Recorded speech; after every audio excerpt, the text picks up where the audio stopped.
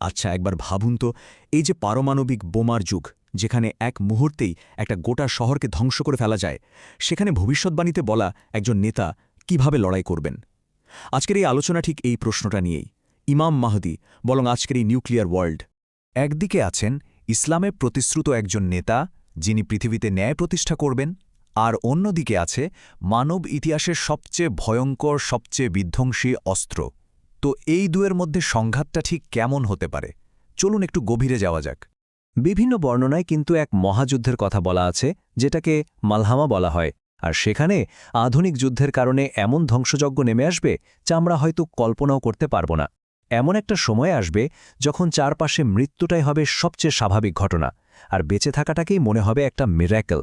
আর এই অসম ধ্বংসযজ্ঞের পর কি হবে? প্রযুক্তি সব বিকল হয়ে যাবে। মানবজাতিকে হয়তো আবার সেই তলোয়ার, তীর আর ঘোড়ার যুগে ফিরে যেতে হবে। ব্যাপারটা এমন যেন ইতিহাসের চাকা উল্টো দিকে ঘুরতে শুরু করেছে। শুধু একবার চিন্তা করে দেখুন, আজকের পারমাণবিক শক্তি দিয়ে যদি সত্যি এমন একটা যুদ্ধ লেগে যায়, তাহলে তার পরিণতি কি হতে পারে?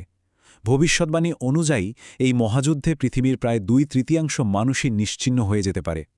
এই সংখ্যাটা শুনলেই বোঝা যায় যে বিপর্যয়টা ঠিক কতটা ভয়াবহ হতে পারে। তাহলে মূল প্রশ্নটা হল, এমন একটা বিধ্বংসী পরিস্থিতিতে আসল শক্তিটা কি? পারমাণবিক বোমা নাকি অন্য কিছু? এখানেই আমাদের শক্তির যে প্রচলিত ধারণা, সেটাকে একটু নতুন করে ভাবতে হবে। আর ঠিক এখানেই আমাদের পুরো আলোচনার মুডটা ঘুরে যাচ্ছে। ফোকাসটা ইমাম মাহদীর প্রস্তুতি থেকে সরিয়ে বরং আমাদের নিজেদের দিকে নিয়ে আসা যাক। মানে পারমাণবিক যুদ্ধের জন্য তিনি প্রস্তুত কিনা, তার থেকেও বড় প্রশ্ন হল, আমরা কি এমন একটা পরিস্থিতির জন্য মানসিকভাবে, আত্মিকভাবে প্রস্তুত? দেখুন, ইসলামী বিশ্বাস অনুযায়ী চূড়ান্ত শক্তি কোনো পারমাণবিক বোমা বা অন্য কোনো জাগতিক অস্ত্রের মধ্যে নেই, বরং সেই চূড়ান্ত ক্ষমতাটা একমাত্র আল্লাহর হাতে।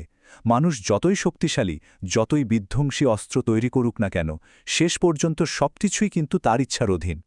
পবিত্র কোরআনে এই ধারণাটাকে খুব স্পষ্টভাবে তুলে ধরা হয়েছে, যেখানে বলা হচ্ছে, সাহায্য তো শুধু পরাক্রমশালী, প্রজ্ঞাময় আল্লাহর কাছ থেকেই আসে।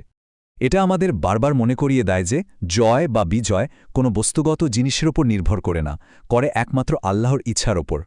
এর প্রমাণ কিন্তু ইতিহাস আর ধর্মগ্রন্থ জুড়ে ছড়িয়ে আছে।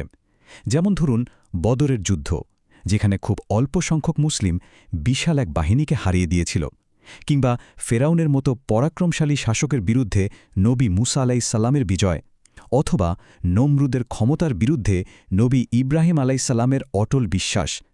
এই সবগুলো ঘটনায় প্রমাণ করে যে আল্লাহর সাহায্য জাগতিক সব হিসাব নিকাশকে পাল্টে দিতে পারে।